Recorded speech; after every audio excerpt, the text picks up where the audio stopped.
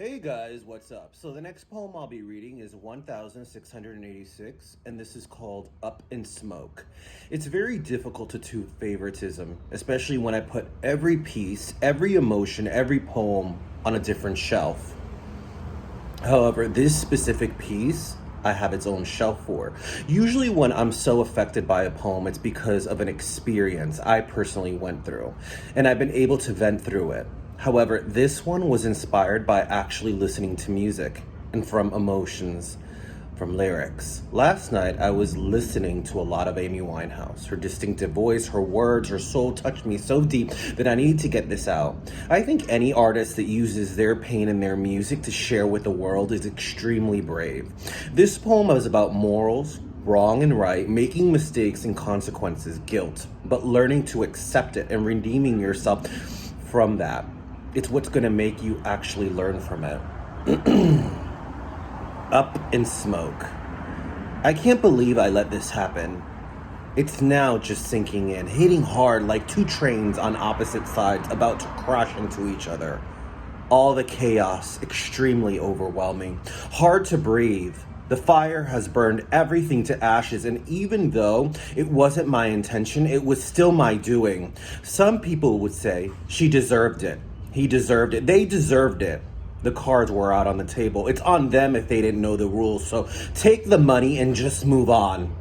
Make an excuse to justify every wrong to every right, or dance around the fire like a drunken teen at a campsite, which missed the entire point.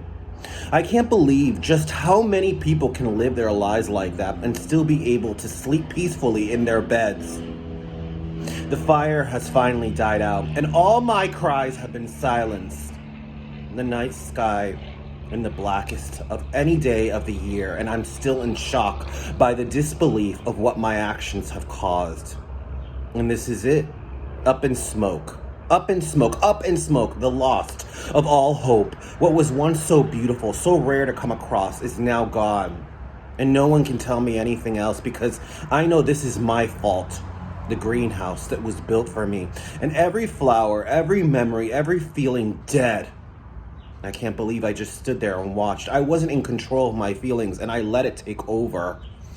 A part of me knew it would be ugly, but this, beyond any word I could even think to describe it, as I can't believe I let this happen. It's now just sinking in. I can't blame this on not taking a pill. There are consequences to our actions, child or adult. That truth never goes away. All the chaos, extremely overwhelming, hard to breathe. The fire has burned everything to ashes.